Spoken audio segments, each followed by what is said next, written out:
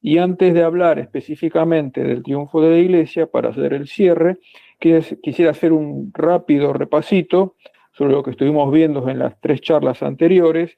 Habíamos señalado la Iglesia del siglo I en la primera charla, a partir de Pentecostés, cómo Pentecostés hace comprender, penetrar, profundizar el misterio pascual a los apóstoles, cómo esos apóstoles salen a predicar, a conquistar de algún modo el mundo de esos tiempos, el imperio.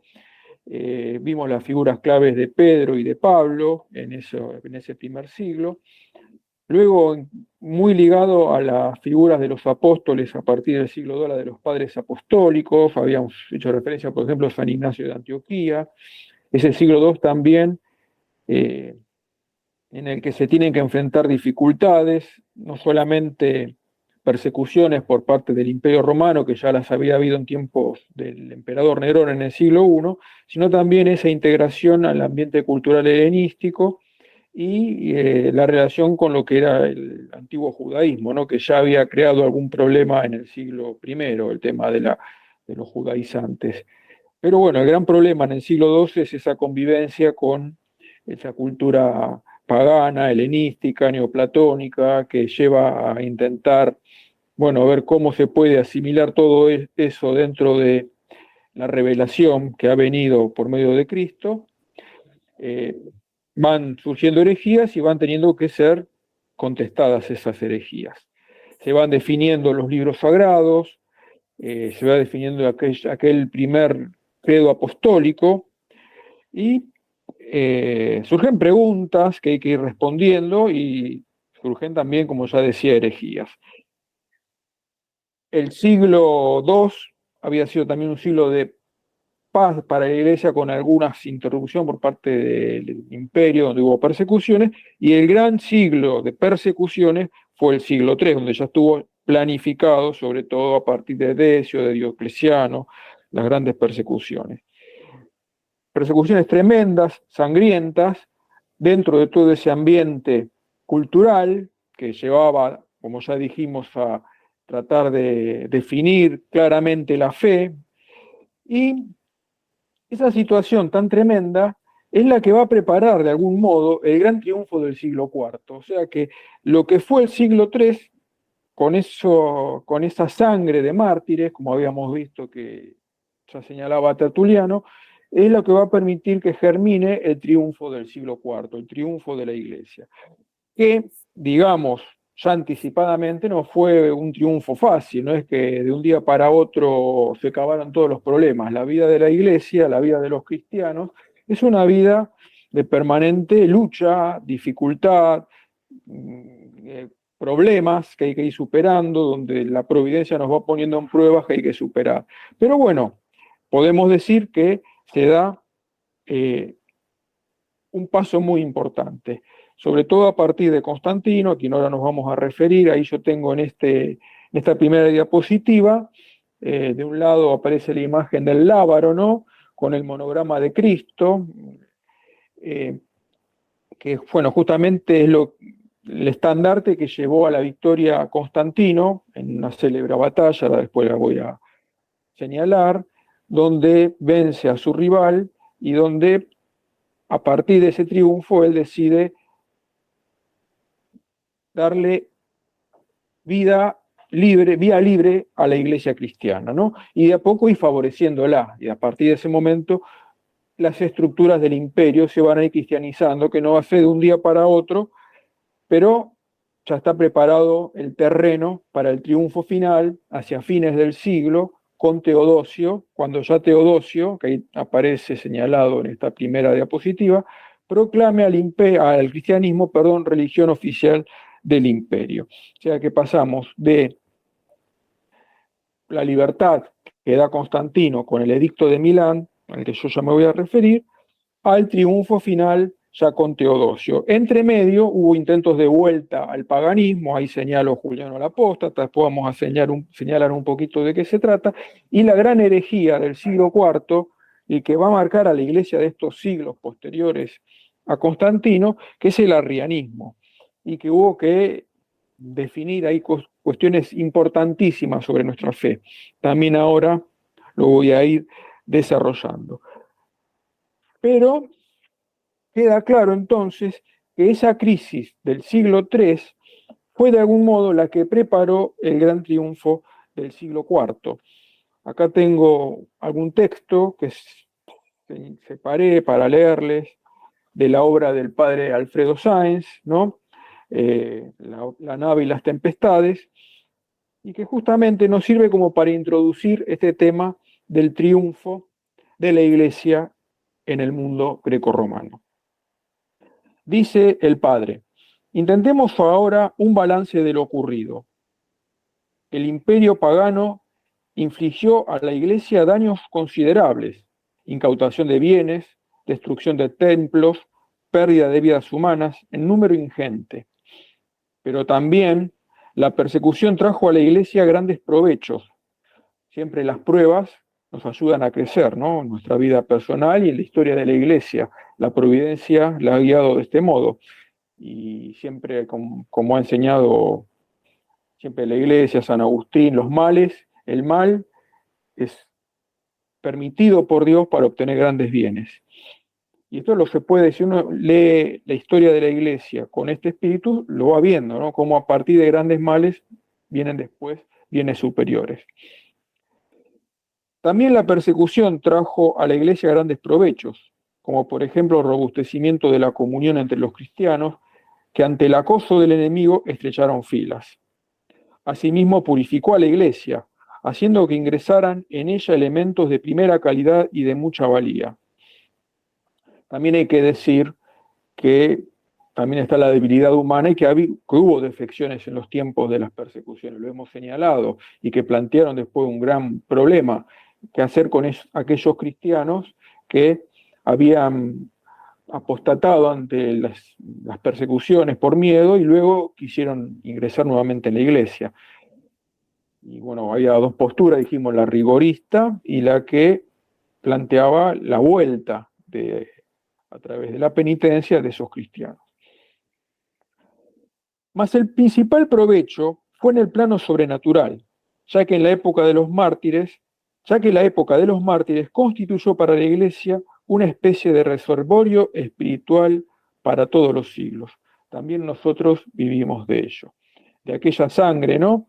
De aquellos mártires. Todavía en Roma, uno recorre la ciudad de Roma, hay iglesias dedicadas a los mártires, iglesias que conservan los restos de aquellos mártires, y sobre esa sangre se fundó el triunfo de la Iglesia. Bien, habíamos señalado que el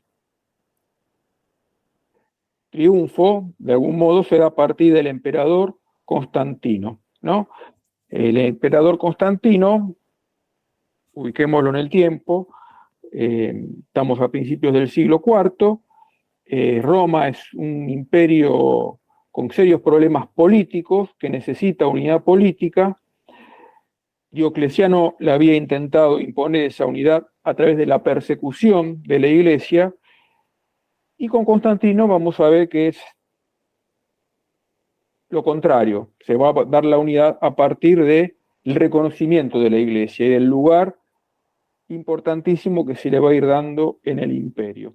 No es que todavía, que ya sea religión oficial, que se termine todo lo que es el tema del paganismo, pero sí la Iglesia va a empezar a ocupar un lugar central. Constantino, en esas divisiones que había, tuvo un enfrentamiento con otra figura muy importante en esas luchas políticas que había en la Roma de aquellos tiempos, Magencio, y se dice que anterior a la batalla que le dio el triunfo a Constantino, Constantino ve este signo en el cielo con la inscripción: con este signo triunfarás, y al día siguiente triunfa sobre Magencio, logra la unidad del imperio en torno a su persona, y concede entonces, en el año 313, a través de un edicto, el edicto de Milán, por la ciudad donde fue dictado este edicto, la libertad a los cristianos, que como ustedes pueden ver ahí, una parte de este edicto decía: queremos que cualquiera que desee seguir la religión cristiana pueda hacerlo sin temor de ser perseguido. Y seguía el edicto: los cristianos tienen plena libertad de seguir su religión. Pero, aclaraba aquel edicto, lo que otorgamos a los cristianos lo concedemos también a los demás. O sea, no era un reconocimiento oficial como religión del imperio, pero sí una libertad y un favor que le iba a ir dando políticamente Constantino a la iglesia. Constantino se va a bautizar recién al final de sus días, pero no obstante, su política fue, como ya decía, totalmente, digamos, favorable a la iglesia y que permitió la expansión de la iglesia en el imperio. Incluso se levantan templos cristianos gracias a la acción de Constantino. En estas luchas políticas, digamos, también, ya el imperio había tenido varias idas y vueltas con respecto a su capital, recuerden las divisiones internas, las amenazas externas, decide el emperador establecer su capital en una ciudad del oriente europeo, la ciudad de Antigua Bizancio, una ciudad de origen griego, que a partir de este momento se va a bautizar en nombre de Constantinopla, una ciudad muy importante en los primeros siglos del triunfo del cristianismo, donde se celebraron concilios importantes y que de algún modo fue considerada la segunda Roma, y que lamentablemente en el segundo milenio se va a dar la separación entre Constantinopla y Roma. En el primer milenio estuvieron unidas Roma y Constantinopla. En el segundo milenio se produce la separación y es cuando nacen lo que, digamos, van a quedar las iglesias orientales de un lado y las iglesias romanas del otro. Pero esto todo se da todavía en este primer milenio, donde sí va a haber muchas divisiones por herejías que van a ir surgiendo, pero la iglesia va a ir tratando de mantener su unidad a través de definiciones dogmáticas que se van a ir dando en medio de las herejías que van surgiendo en estos tiempos. La herejía más importante del siglo IV y que va a tener impacto en los siglos siguientes y que de algún modo va a provocar un cisma, va a haber una iglesia separada de la iglesia oficial, es el arrianismo. No es la primera herejía de la historia de la iglesia, nosotros ya estuvimos haciendo referencia a otras herejías en el siglo I, en el siglo II, sobre todo a partir del siglo II, III, pero esta del siglo IV va a ser un desafío muy grande a la iglesia. ¿Cuál es el origen de esta herejía? Pues bien, nosotros habíamos visto en la última charla que con Tertuliano, por ejemplo, se usó por primera vez la palabra Trinidad para referirse al misterio de Dios, ¿no? El cristianismo traía una novedad. Era el Dios que había hablado por el Antiguo Testamento, el Dios uno, frente al politeísmo, está muy marcado en la unidad de Dios en el Antiguo Testamento, celosamente marcada por los profetas, condenado todo tipo de idolatría. Sin embargo, el Nuevo Testamento, Jesús, nos trae una gran novedad, y es que ese Dios que es uno, es trino en persona. Ya lo tenemos en distintos relatos evangélicos, no por supuesto explicado, explicitado, desarrollado teológicamente, pero aparece el Padre, el Hijo y el Espíritu Santo en los textos paulinos, en las cartas paulinas.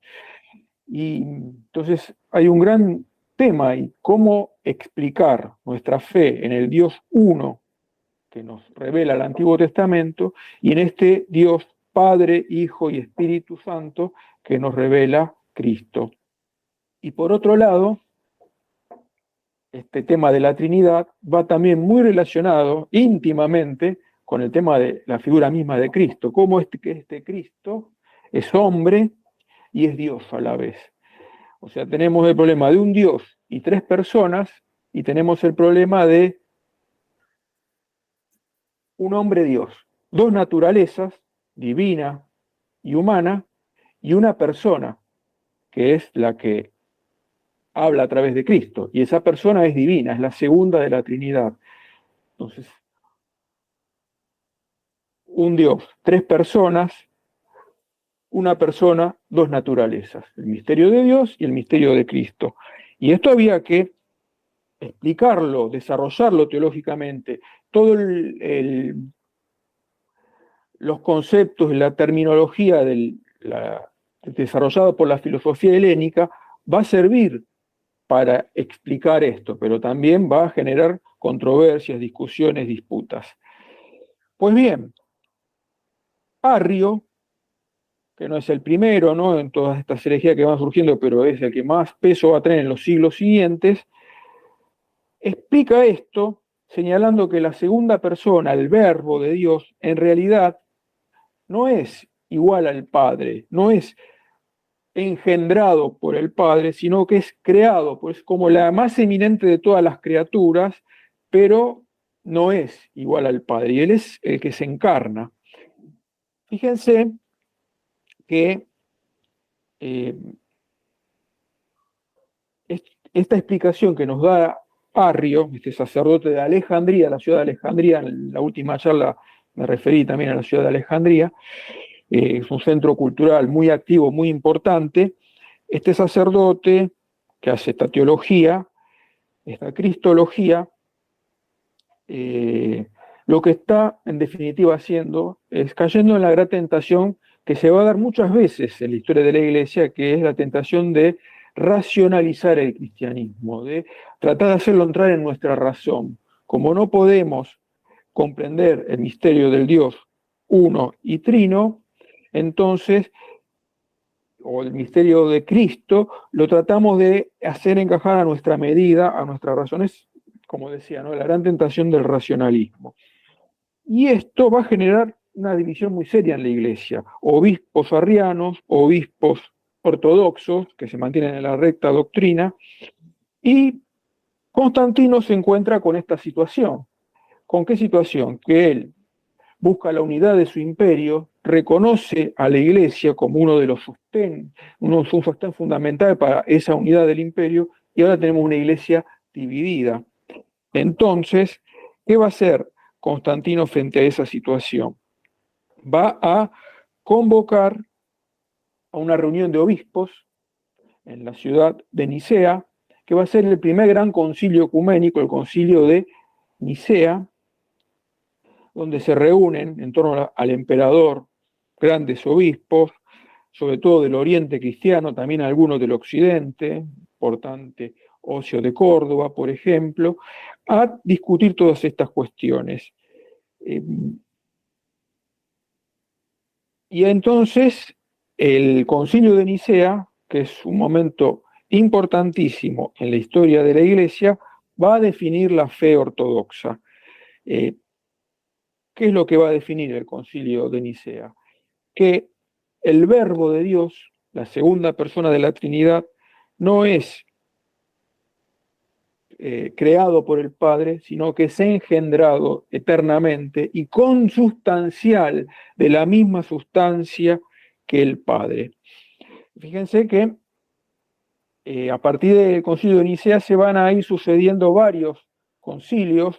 ¿Por qué? Porque van a ir surgiendo todos grandes debates cristológicos. O sea, el concilio de Nicea, si bien tiene que ver con el tema trinitario, con el tema del verbo, es fundamental el tema cristológico. Y a partir de acá van a surgir grandes debates cristológicos que se van a tener que ir definiendo en los concilios siguientes de este primer milenio. Vamos a tener 7 grandes concilios en este primer milenio.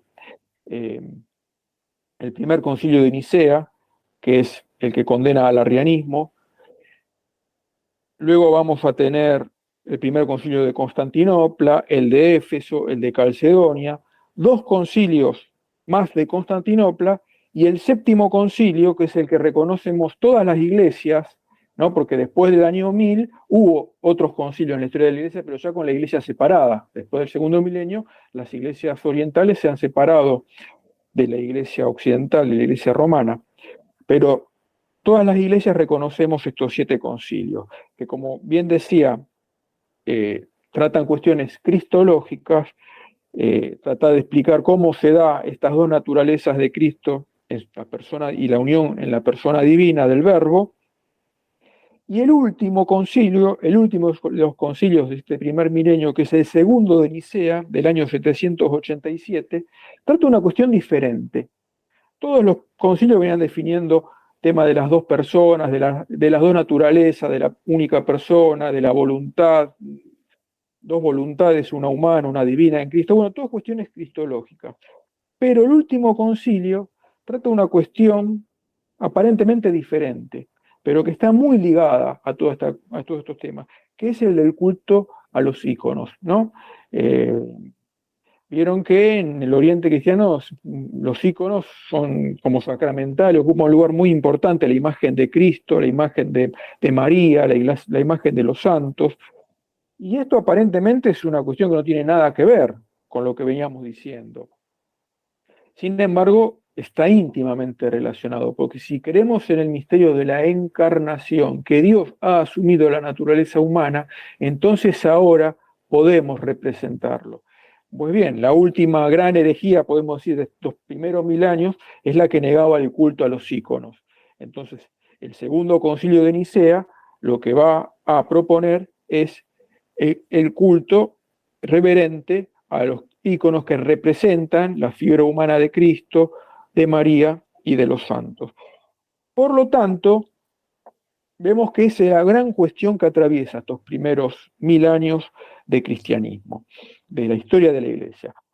Es un paréntesis que hice refiriéndome a estos concilios. Volvamos al nuestro, al concilio de Nicea. Estamos en tiempos de Constantino. En el año 303 se da el edicto de Milán, dando libertad a la Iglesia. En el 325 convoca el concilio que define justamente el tema del arrianismo y establece el credo niceno, que es el credo más largo, que luego va a ser completado en el concilio de Constantinopla, que nosotros conocemos como credo niceno-constantinopolitano. Vieron que nosotros cuando vamos a la iglesia, en la misa, rezamos nosotros aquí el credo, que es el símbolo de los apóstoles, del siglo II, el credo corto. Pero luego, ante estas cuestiones teológicas que se fueron definiendo, fue preciso ir aclarando y precisando los términos, que es el credo largo, que la liturgia latina se reza el credo largo, y que había quedado de este modo en el concilio de Nicea. Yo ahora se los voy a leer, nos lo trae esta obra también a la que recurrí varias veces, ¿no? La Iglesia de los Apóstoles y de los Mártires, Daniel Rops, una obra voluminosa y muy sustanciosa, y que nos presenta el credo de Nicea. ¿Qué dice el credo de Nicea? El credo niceno.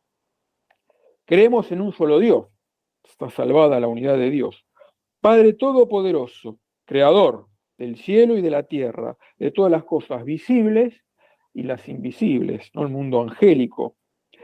Y en un solo Señor Jesucristo, Hijo de Dios, engendrado unigénito del Padre, es decir, de la esencia del Padre, por lo tanto engendrado, no creado. Dios de Dios, luz de luz, Dios verdadero de Dios verdadero, que no fue hecho, no fue creado, sino engendrado, que es consustancial al Padre, por quien todo ha sido hecho, lo que está en el cielo y lo que está sobre la tierra, que por nosotros los hombres y para nuestra salvación bajó de los cielos, se encarnó por obra del Espíritu Santo en el seno de la Virgen María, se hizo hombre, fue crucificado también por nosotros, padeció bajo Poncio Pilato y fue crucificado. Fue sepultado. Resucitó al tercer día, según las Escrituras, subió a los cielos, donde ha de venir de nuevo en su gloria a juzgar a los vivos y a los muertos. Y creo en el Espíritu Santo. Después, hacia fin del siglo, el Concilio de Constantinopla profundizará y aclarará un poco más el tema de la divinidad del Espíritu Santo, aclarará un poco más el tema del Espíritu Santo, y los concilios posteriores van a tener que ir definiendo el tema de las dos naturalezas de Cristo. O sea, Cristo es hombre y es Dios, pero no son dos personas, sino que es una única persona, es la segunda persona de la Trinidad. O sea, nosotros somos naturaleza humana y persona humana. O sea, una persona humana es una naturaleza humana. En Cristo no. La persona que hablaba a través de Cristo, a través de esa naturaleza humana, no era una persona humana. Porque luego surgieron la herejía eh, que tendía a señalar, que señalaba que había dos personas en Cristo. Luego, cuando se contradice y se aclara no, que es una única persona, hubo herejías que negaron la naturaleza humana. Entonces Cristo no era hombre, era un hombre aparente.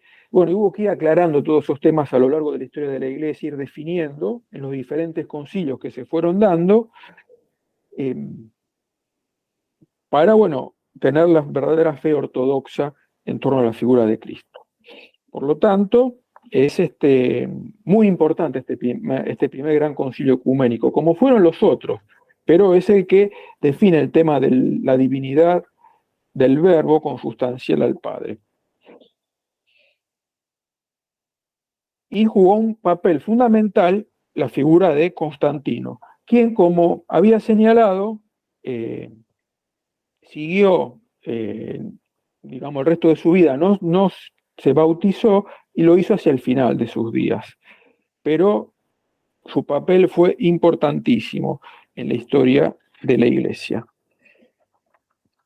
Dice Daniel Robb sobre Constantino: si Constantino como hombre reveló ser un cristiano muy imperfecto, desgarrado entre su fe y sus tentaciones, hay un hecho que sigue siendo indiscutible, y es que como emperador tuvo incluso en sus torpezas un sentido de su papel auténticamente cristiano.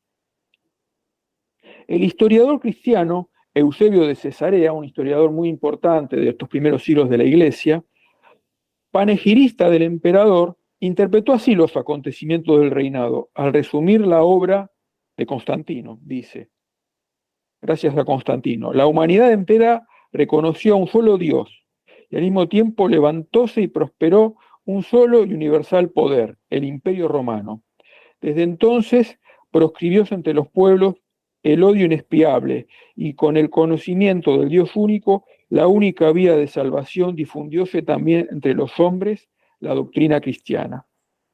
De este modo, una paz profunda reinó sobre el mundo durante este periodo, por haber sido un solo soberano investido de una autoridad sin reserva.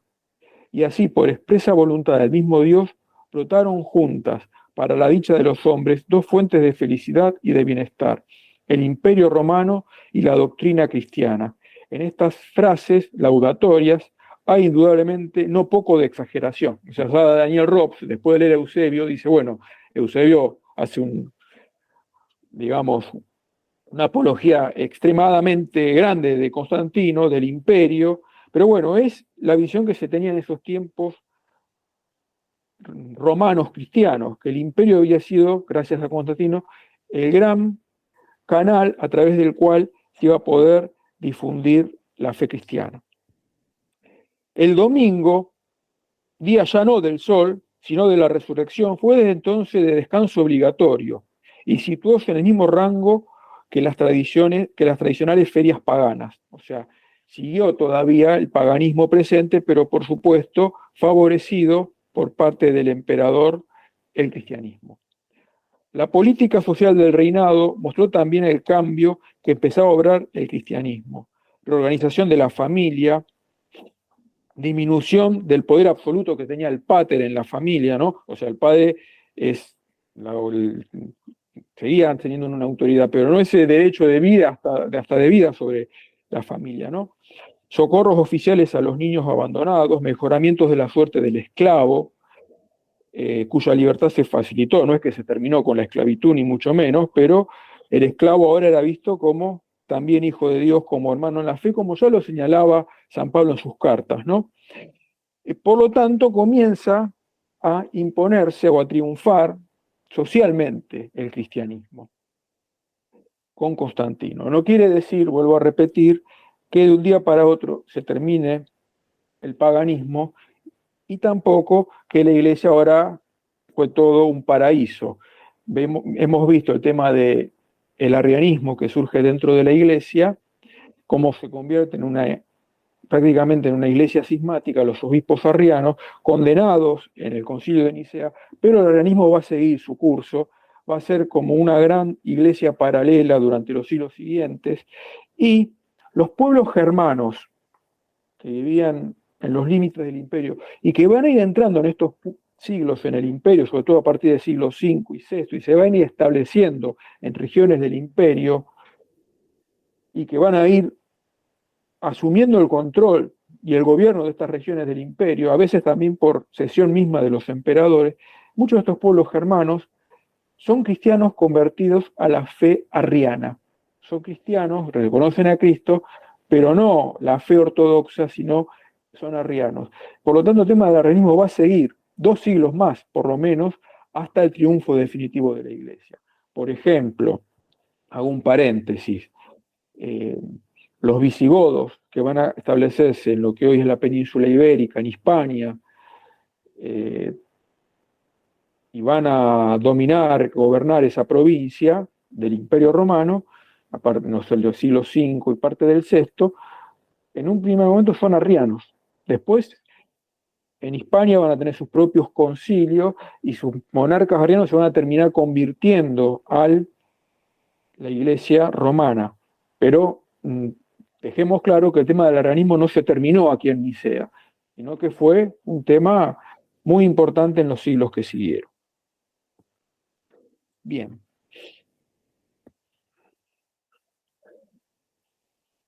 Y por otra parte,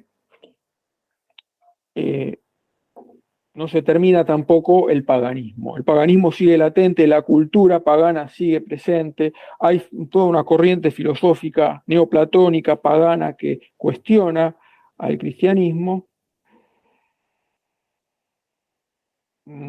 A ver, antes de hablar de eso, tenía una diapositiva que no quiero dejar pasar. El triunfo de la cruz. Constantino triunfa de la cruz, ahí aparece la imagen de Santa Elena, quien es la madre de Constantino, una mujer cristiana, tal vez su fe y su santidad hayan influenciado en este triunfo final de la fe por parte de su hijo y en la conversión final de Constantino que pide el bautismo al final de sus días, ¿no? Y a Santa Elena se debe el hallazgo en Jerusalén de los restos de la Santa Cruz, que luego es traída a Roma y bueno, se veneran los restos de la Santa Cruz en alguna iglesia romana. Bien, entonces no quería que pase por alto esta figura tan importante de Santa Elena. Pero desaparecido Constantino, yo decía que continúan los problemas, el paganismo sigue latente, y va a haber un emperador, Juliano el Apóstata, justamente el nombre lo dice todo, ¿no? El apóstata, el que apostata de la fe, el que hace apostatar al imperio, que va a iniciar también su persecución, no una persecución cruenta, como había sido la persecución en tiempos de Nerón o de Diocleciano, sino una persecución cultural, que también la Iglesia la ha conocido a lo largo de su historia. Juliano es un emperador que tiene un mandato breve, son del año 361 al 363. Sin embargo, en estos años trata de volver al imperio, por ejemplo, al imperio hacia el paganismo, por ejemplo, a través de promoción de los cultos paganos, de las filosofías paganas, prohibiendo ocupar espacios a los cristianos. Es este tipo de persecución silenciosa, que lo hemos conocido tantas veces en la historia de la Iglesia, donde se amordaza o se trata de silenciar a la fe sin perseguirla cruentamente, y que, bueno, muchas veces en nuestras sociedades actuales vemos que se da. O sea, hoy día sabemos que hay persecución a la Iglesia en países islámicos, por ejemplo, persecución cruenta, la ha habido en el siglo XX en los países comunistas, por ejemplo, pero también en Occidente hay toda una persecución que es diferente, pero que está presente en las leyes, en la cultura, en límites que se imponen a la acción de la Iglesia. Sin embargo, ya la semilla estaba echada y esta planta de la fe no iba a poder ser arrancada así nomás. Y si bien Juliano quiso volver al paganismo, fue una vuelta efímera y finalmente el gran emperador que cierra el siglo, que es Teodosio, iniciamos el siglo con Constantino, que es el que da libertad a los cristianos, y lo cerramos con Teodosio, que es el que va a proclamar al cristianismo religión oficial del imperio. Es el triunfo definitivo. En el edicto de Tesalónica, Teodosio ya proclama el cristianismo como la religión oficial. Fíjense que yo puse Teodosio y hago referencia también a San Ambrosio. ¿Por qué? Porque ahí ya tenemos una figura de un gran padre de la iglesia, San Ambrosio, que fue un gran obispo. Digamos, ahora vamos a ver un poquito cómo es que se convirtió en obispo. Un gran tratadista de la fe, un gran padre que nos dejó grandes escritos, grandes sermones, y que seguramente ustedes saben que San Ambrosio es la figura clave que influye en la conversión del gran padre de la Iglesia de Occidente en estos tiempos primeros, en estos primeros siglos, que es San Agustín. En Occidente la figura, si nosotros tenemos que tomar una gran figura de la antigüedad, que de algún modo fue el gran sistematizador, el gran pensador de la fe cristiana, es San Agustín. ¿Y quién fue el maestro, el que abrió la mente de San Agustín a la fe? Si bien fue la oración de su madre, Santa Mónica, fueron un montón de circunstancias, la providencia que lo llevaron a la fe. Sin embargo, el gran obispo que lo escuchó, que lo conmovió y que le hizo comprender a San Agustín que la fe cristiana no era una cuestión de niños, como creía él, fue San Ambrosio. Una figura muy importante, entonces, en este siglo, que convive con Teodosio. Fíjense, o sea, tenemos el emperador que proclama el cristianismo religión oficial del imperio, y tenemos a San Ambrosio, que es el gran padre de la iglesia, que de algún modo es el que alumbra la mente de San Agustín, que es el gran fundador de la cristiandad occidental en términos intelectualmente hablando. O sea, Occidente va a vivir los próximos siglos de la teología agustiniana, y tendríamos que agregar, todavía no es parte de este siglo, ¿no?, del monacato benedictino. O sea que los grandes fundadores luego de la cristiandad medieval, cuando veamos una civilización ya cristiana en el medioevo, es por un lado teología agustiniana y el monacato benedictino. Bueno, entonces San Benito todavía faltan unos años, unas décadas, pero San Agustín ya lo estamos teniendo presente en esta gran figura de San Ambrosio. Y ahí yo elegí una imagen donde aparece San Ambrosio conteniendo a el emperador, a Teodosio, en una pintura de un gran pintor, Van Eyck, ya de finales del medioevo, lo que es el gótico tardío. Esta imagen fue representada por muchos artistas, yo elegí esta. ¿Qué es lo que está mostrando ahí? Hubo un hecho muy famoso en aquellos tiempos donde Teodosio, siendo un emperador cristiano, habiendo proclamado la iglesia religión oficial del imperio, sin embargo, en un momento dado hay una conspiración contra el emperador y Teodosio la reprime violentamente, hace una masacre donde también muchos inocentes mueren, como reprimenda a aquella sublevación, y San Ambrosio lo reprende severamente y le impone penitencia frente a los hechos que había cometido. Y entonces, cuando Teodosio hace su penitencia, es cuando San Ambrosio lo deja volver a entrar en la iglesia. Y fíjense el detalle que aparece la figura de San Ambrosio como por encima de la del emperador. Y hay una frase que se atribuye a San Ambrosio que dice que ya el imperio no está sobre la iglesia, sino que el imperio está en la iglesia. De algún modo, es la iglesia ahora la que termina, de algún modo, conformando esta nueva civilización que se va a crear a partir de este momento, la civilización cristiana, que se fue gestando en estos siglos a través de cruces, de persecuciones, de mentes que reflexionaron, que meditaron, que estudiaron, que oraron y que, bueno, fueron gestando esa gran civilización cristiana que va a triunfar después de todos estos conflictos tan serios. Quería leer del padre Alfredo Sáenz sobre esto estamos diciendo, sobre este triunfo de la Iglesia en el mundo romano, dice el padre Alfredo Sáenz, citando a un papa del siglo siguiente, San León Magno, un gran papa, que es el que vio cómo Roma fue realmente un instrumento providencial para el triunfo de la fe. Dice San León, para extender por todo el mundo todos los efectos de la gracia tan inefable, preparó la providencia divina el imperio romano, que de tal modo extendió sus fronteras que asoció así a las gentes de todo el orbe conocido, ¿no? El mundo mediterráneo, regiones de Europa, Asia y África. De este modo halló la predicación general fácil acceso a todos los pueblos, unidos por el régimen de una misma ciudad.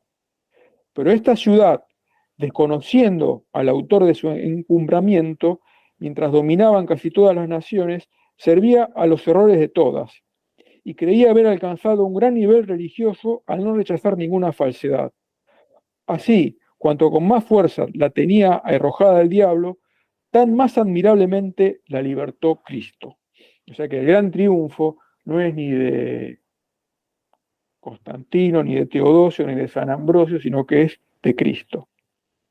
Cuando los 12 apóstoles se distribuyeron las partes del mundo para predicar el Evangelio, el Santísimo Pedro, príncipe del orden apostólico, fue destinado a la capital del Imperio Romano, para que la luz de la verdad, revelada para la salvación de todas las naciones, se derramase más eficazmente desde la misma cabeza por todo el cuerpo del mundo. Siempre hablamos del orbe conocido en aquellos tiempos, el mundo mediterráneo, pero de algún modo se va cumpliendo aquello que dice Jesús en San Mateo a los apóstoles, ¿no? Cuando termina el Evangelio, y por todo el mundo haced discípulas mías a todas las naciones. Todas estas naciones que, bueno, dice San León Magno, estaban unidas de algún modo en torno a la ciudad de Roma. Pues, ¿de qué raza no había entonces hombres en esta ciudad? ¿O qué pueblos podían ignorar lo que Roma aprendiese? Aquí había que refutar las teorías de la falsa filosofía, aquí deshacer las necedades de la sabiduría terrena, aquí destruir la impiedad de todos los sacrificios, aquí donde con diligentísima superstición se había ido reuniendo todo cuanto habían inventado los diferentes errores. A esta ciudad tú, beatísimo apóstol Pedro, no temes venir con tu compañero de gloria, el apóstol Pablo, ocupado aún en organizar las otras iglesias. Te metes en esta selva de bestias rugientes y caminas por este océano de turbulentos abismos, con más tranquilidad que sobre el mar sosegado. O sea, acá hace una referencia como Pedro caminó sobre las aguas, ¿no? Hasta que se hundió porque temió. Bueno, caminó sobre las aguas de la turbulenta Roma, Pedro, sus sucesores, los cristianos que vinieron también con Pedro, y finalmente triunfó, ¿no?, la fe en Roma. Bien. Y dice el padre Alfredo Sáenz, citando a Daniel Robb, esta otra obra, un nuevo personal, empuñaba las riendas abandonadas por el antiguo imperio. Ya caduco, y este personal era cristiano.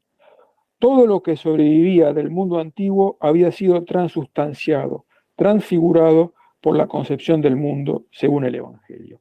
Y en esta nueva cristiandad, nueva civilización que se está gestando, bueno, estas figuras claves de estos obispos, como este obispo que fue San Ambrosio, que jugó un papel también tan importante en este triunfo definitivo del cristianismo.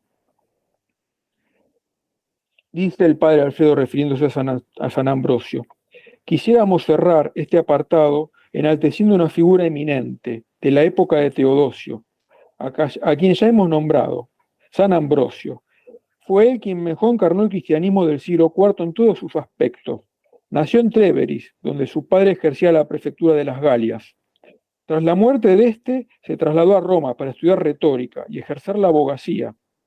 Si bien a los 30 años todavía no había recibido el bautismo, su carrera civil y política parecía auspiciosa, Pronto fue nombrado cónsul de Liguria y Emilia, con residencia en Milán. Son regiones, ¿no?, de la Italia de aquellos tiempos. Sin duda que el joven funcionario, que en estos momentos era catecúmeno, debió mostrar excelentes cualidades. Dios se valdría de su prestigio para fines superiores. Vacante la sede apostólica de Milán, la sede episcopal, por la muerte de un obispo, que era arriano, la pugna entre católicos y herejes se había enardecido. Ante el cariño tumultuoso que iba tomando los acontecimientos, Ambrosio, en su calidad de alto magistrado, se dirigió al lugar de sesiones para serenar los espíritus. O sea, Ambrosio era una autoridad civil en esa región. Apenas llegó, se oyó entre la multitud el grito de un niño: elegido obispo Ambrosio.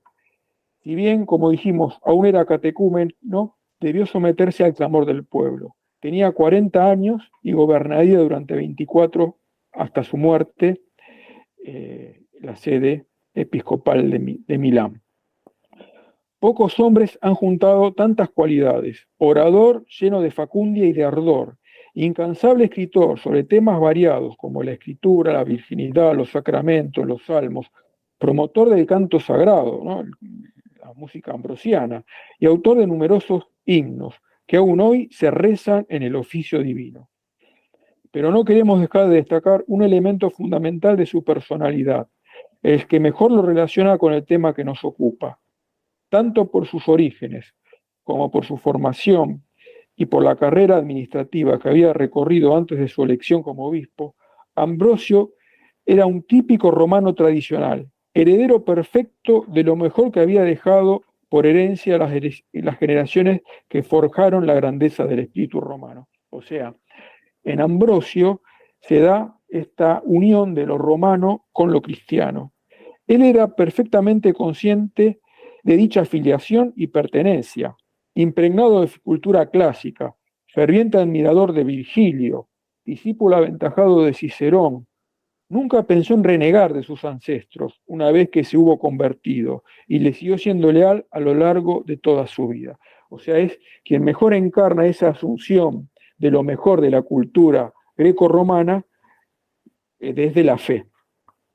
La extraordinaria importancia de Ambrosio reside en su peculiaridad de ser un hombre de transición, bien arraigado al pasado por una parte, al pasado romano, pero cuya acción se proyectó decididamente hacia el futuro. Dijimos que fue el gran maestro de San Agustín. Fue fiel a Roma, sí, pero ya no a la Roma pagana, no a la Roma de los ídolos. A ella se opuso con indisimulado rigor, ¿no? La verdadera Roma era la Roma cristianizada, transformada por el Evangelio.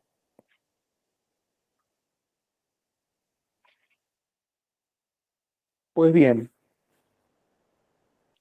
cerrando todo esto que estamos diciendo con palabras también del mismo texto del padre Alfredo. Tal fue la tremenda tormenta que tuvo que sortear la nave de Pedro: persecuciones, divisiones, herejías, aceptación por parte del imperio, el surgimiento del arrianismo, pero en medio de todas esas tempestades la iglesia se va consolidando y va triunfando. Lo supo hacer con hidalguía. Hasta nosotros ha llegado un texto admirable, que fue compuesto justamente al término de esta encrucijada de la historia, y es el Te Deum, canto de triunfo de la iglesia atribuido a San Ambrosio. A ti, Dios, alabamos. A ti, Señor, confesamos. A ti, eterno Padre, venera toda la tierra. A ti todos los ángeles. A ti los cielos y todas las potestades. A ti el coro glorioso de los apóstoles. A ti la multitud admirable de los profetas. A ti el blanco ejército de los mártires cantan tu gloria. Y a ti la Santa Iglesia exultante en todo el orbe te confiesa. Con esto cerramos el triunfo, ¿no?, con este canto triunfal, el triunfo de la Iglesia, luego de tantas peripecias, ¿no?, de sortear las olas de aquel océano, más que mar, tempestuoso, y que, bueno, nos va a permitir ver luego la consolidación de una gran civilización cristiana que va a manifestarse a lo largo del milenio que cubre la Edad Media, que es la etapa que vendría después, ¿no?, que en otro momento veremos ese gran milenio que fue la Edad Media, una época con todas las debilidades humanas, pero donde la cultura, la civilización se forjó en base, en torno a esta fe heredada de los apóstoles, de Pedro, de Pablo, de Ambrosio, de Agustín, de Benito, sí, de San Benito, Benedicto. Pero bueno, eso quedará para más adelante. Les agradezco muchísimo la atención.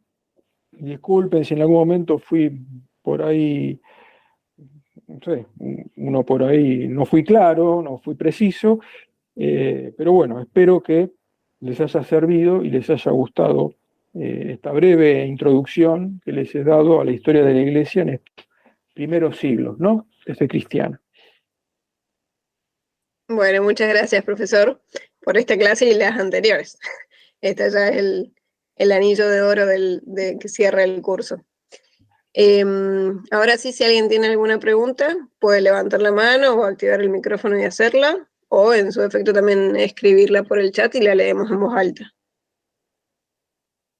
Mientras tanto, les voy avisando que este curso ya termina hoy, como dijimos en la cuarta clase, pero si Dios quiere vamos a estar organizando otros cursos más también sobre historia de la Iglesia, quizás sean el año que viene, pero bueno, esto tiene continuidad. Así que vamos a seguir, les vamos a estar avisando también por el mail que dejaron registrado al momento de inscribirse, así que se van a enterar.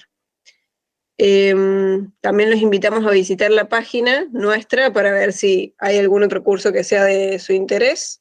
La página es culturacatólica.com.ar. Ahí hay cursos que ya se han hecho, como este mismo curso, todas las clases quedan grabadas, así que se puedan acceder a los cursos ya hechos, digamos. Y les recordamos también el tema de la colaboración económica para quienes no lo hayan podido hacer. Todo lo recaudado económicamente va para el sostenimiento de este apostolado y sobre todo para el sostenimiento del Instituto Cristo Rey. Así que va todo para, para esas obras. Bueno, acá no sé, profesor, si está leyendo los comentarios, pero le están agradeciendo. Bueno, gracias por los comentarios, sí, sí.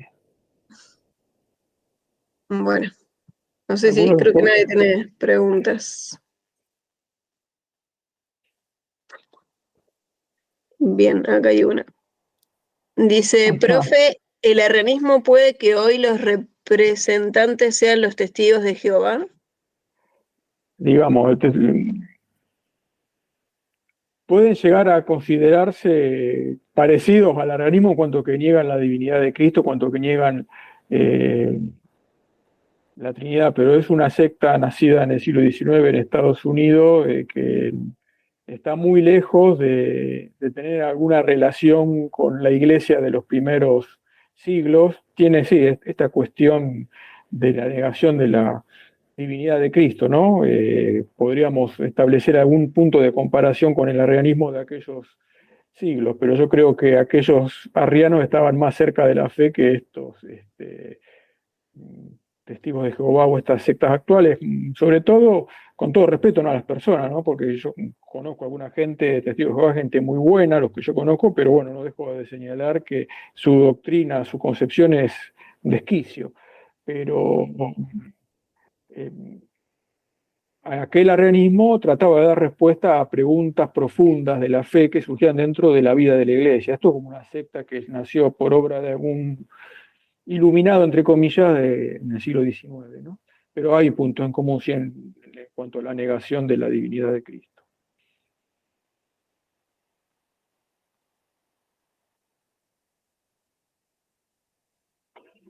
Bueno, muchas gracias por la respuesta. Tengan en cuenta que el arrianismo tenía toda una estructura, era como una iglesia paralela, ¿no? O sea, era otra iglesia de algún modo. Tenía toda la estructura eclesial, cosa, por ejemplo, los testigos de Jehová no tienen. Son una secta de origen protestante, aunque también muy lejana a las iglesias protestantes que aceptan todas estas definiciones conciliares, las iglesias más serias protestantes de los primeros siglos, ¿no? Bien, perfecto. Bueno, muchas gracias, profesor, en serio, por todas las clases que nos ha dado y cómo nos ha instruido durante estas semanas. Bueno, Acá sí, todos están deseosos de seguir. sí, estoy leyendo a Viviana, que sí que nos conocemos con Viviana. Bueno, gracias Viviana por las palabras de estímulo, ¿no? Para seguir con esta obra. Porque bueno, quiere decir que a uno le ha llegado, quiere decir que, bueno, que les ha servido, eso me alegra mucho. Bueno, perfecto. Hacemos la oración final, si les parece. Bueno, En el nombre del Padre, del Hijo y del Espíritu Santo. Amén. amén. Dios nuestro, que quisiste hacernos hijos de la luz por la adopción de la gracia, concédenos que no seamos envueltos por las tinieblas del error, sino que permanezcamos siempre atentos en el esplendor de la verdad. Por Cristo nuestro Señor. Amén. Amén. Gloria al Padre, al Hijo y al Espíritu Santo, Como era en como el era en el principio, principio, ahora y ahora y siempre, siempre, por los por siglos los de los siglos de los siglos. siglos. Amén. Amén. Sagrado Corazón de Jesús, En vos en vos confío. confío. En el nombre del Padre, del Hijo y del Espíritu Santo. Amén. Amén. Bueno, Bueno, muchas gracias por todo, por la invitación, por la atención. Disculpen por ahí la parte técnica, por ahí falló en algún momento el PowerPoint, las diapositivas, pero bueno, esperemos ir mejorando toda esta cuestión. salió todo muy bien, profe, así que no se Bueno, preocupe. bueno, gracias. Bueno, muchas gracias a todos. Santa Gracias a noche. ustedes. Saludos.